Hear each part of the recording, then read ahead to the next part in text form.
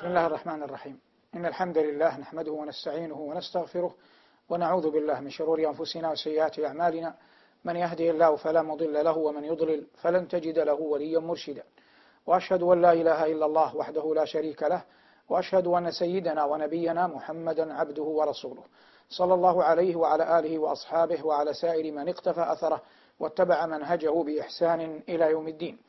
أما بعد، فإن العنوان العام لهذا البرنامج وهذه اللقاءات المباركة هو أعلام القرآن. والإضافة هنا إنما إضافة تعريف، ولا يلزم بالضرورة أن تكون إضافة تشريف. ونحن نعلم أيها المبارك أن الأعلام في القرآن كثيرة، فمنها ما شاع ذكره وذاع خبره وتحدث عنه الكثيرون، مثل أعلام الأنبياء عليهم الصلاة والسلام، وهؤلاء صلوات الله وسلامه عليهم لن نتعرض لهم في لقاءاتنا هذه. ثمة أعلام أخر يمكن تقسيمها إلى 3 أقسام. أعلام ذكرها الله جل وعلا في موطن المدح، مثل ملائكته تبارك وتعالى وبعض الصالحين من خلقه مثل لقمان وتبع وذو القرنين. وأعلام أخر ذكرها الله جل وعلا ذما، كإبليس وقارون وهامان وفرعون. وأعلام أخر لا يتعلق بها تكليف، ذلك أنها خارج نطاق التكليف، مثل المدينة والكعبة وعرفات والوادي المقدس. فهذه أماكن ذكرها الله جل وعلا دلت على أعلام معروفة، لكن غالب ذكرها جاء في موطن فخر وشرف لها. إذا أصل هذا وفهم، فإننا سنعرض في كل لقاء إلى علم من أعلام القرآن، ثم نفيض موسوعيا في الآيات التي ذكر فيها ذلك العلم، فيتضح لك أيها المبارك من خلال تقريب ذلك العلم أن تفقه كثيرا مما حوله. وقد قلت إن اللقاء موسوعي، بمعنى أننا سنبحر في أشياء كثر من باب البلاغة والبيان والأدب والتاريخ والإيمان والعقيدة، وكل ما يمكن أن يتناوله جانب ذلك العلم. العلم الأول الذي سنتعرض له الأعراف. والأعراف وردت في القرآن الكريم مرتين، كلاهما في سورة الأعراف، وسورة الأعراف إحدى السور السبع الطوال. ومعلوم أن القرآن يقسم إلى 4 أقسام: السبع الطوال، البقرة وآل عمران والنساء والمائدة والأنعام والأعراف، واختلف في ال7 هل هي التوبة والأنفال مجتمعة أو هل هي يونس. والقسم الثاني المئين، ثم المثاني، ثم المفصل. حديثنا عن الأعراف كموقع كمكان أشار الله إليه في القرآن، ليس حديثنا عن الأعراف كسورة، فقد حررنا أن الأعراف كسورة هي السورة السادسة من السبع الطوال. أما الأعراف كموضع فقد ذكره الله جل وعلا في قوله تبارك وتعالى: وبينهما حجاب وعلى الأعراف رجال، وقال بعدها: ونادى أصحاب الأعراف. ولا يمكن أن نفقه المراد من ذلك حتى نفهم سياق الآيات.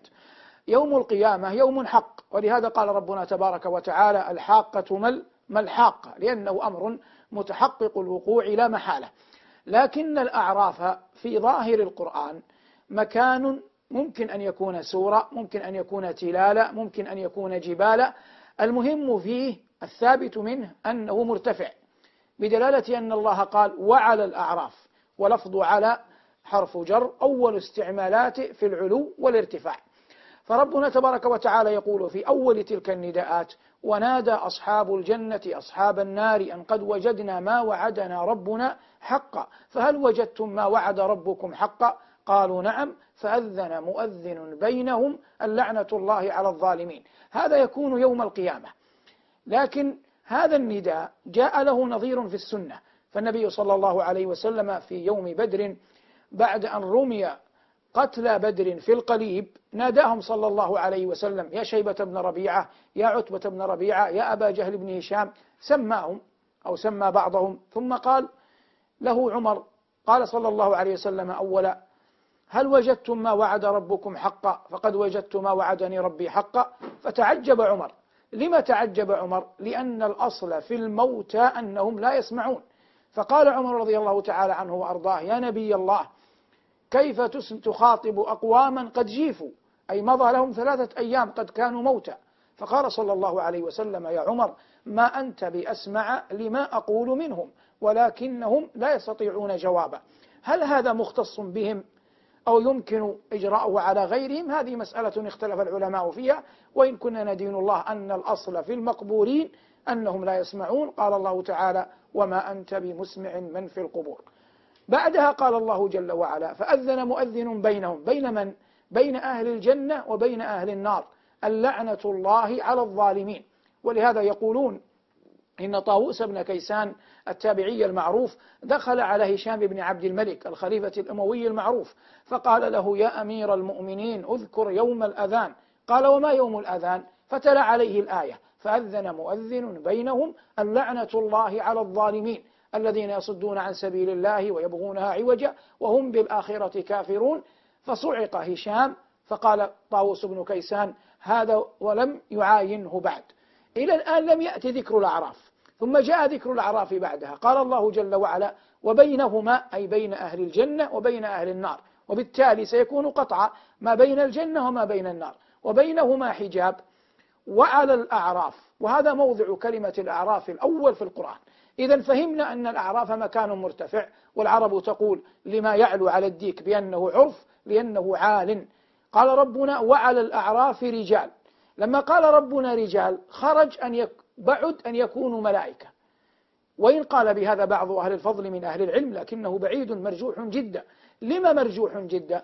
لأن قول ربنا جل شأنه وعلى الأعراف رجال يخرج الملائكة، لأن الملائكة لا يوصفون لا بذكورية ولا بأنوثية، كما أنه يمكن لنا أن نستبعد النساء، وإن كان لغة العرب تحتمله، لأن لغة العرب جرى فيها التغليب، والتغليب أمر جاء في القرآن، لكن يظهر والعلم عند الله أنهم رجال بمعنى الكلمة.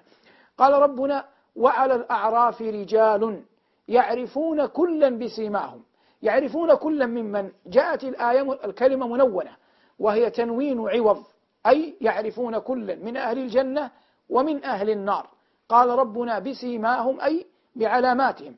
فأظهر علامة لأهل الجنة أن وجوههم بيضاء، وأظهر علامة لأهل النار أن وجوههم سوداء وأن عيونهم زرقاء. قال الله جل وعلا: ونحشر المجرمين يومئذ زرقا، أي زرقا أعينهم. لكن يبقى سؤال لا نستطيع أن نتجاوزه: لما هؤلاء الرهط، لما هؤلاء الرجال لم يؤمر بهم لا إلى جنة ولا إلى نار؟ وبتعبير أوضح: من هم أهل الأعراف؟ هذا أمر خاض فيه العلماء كثيرا، وأشهر الأقوال فيها قولان. قول يقول إنهم أقوام استوت سيئاتهم وحسناتهم، استوت سيئاتهم وحسناتهم، وآخرون قالوا